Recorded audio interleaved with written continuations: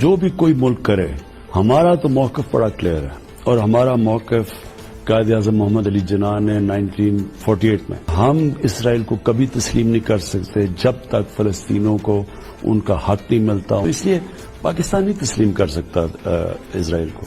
جب سے اسرائیل بنا، پاکستان کا ہمیشہ ایک ہی سٹینڈ رہا ہے، اور وہ سٹینڈ تھا قائد اعظم محمد علی جناح کا، ہمارے عظیم لیڈر کا، کہ فلسطینیوں سے بہت بڑی ناانصافی ہوئی، اور ہر فورم کے اوپر پاکستان نے فلسطینیوں کے ساتھ کھڑے رہے۔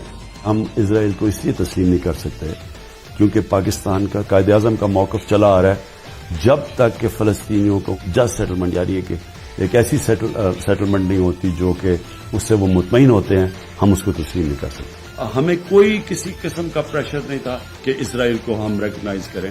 پاکستان کا تو موقف ہے، قائد اعظم کی 1948 میں سٹیٹمنٹ دی ہوئی تھی کہ جب تک کہ فلسطینیوں کو ان کا حق نہیں ملے گا، انصاف نہیں ملے گا، ہم ان کو تسلیم نہیں کر سکتے، اور اسی پہ پاکستان کھڑا۔ ہم کبھی اسرائیل کو ریکگنائز نہیں کر سکتے جب تک فلسطینیوں کو ان کے حقوق نہ ملے۔ Israel too must recognise this that if they do not allow Palestinians to have a just settlement, a viable state, this issue is not going to die down.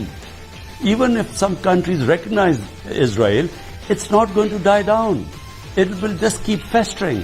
اصل میں تو جب تک ایک منصفانہ سیٹلمنٹ نہیں ہوتی پیلسٹائن کی اسرائیل کے ساتھ، تب تک کوئی فرق نہیں پڑے گا ریکگنیشن کا دنیا کا۔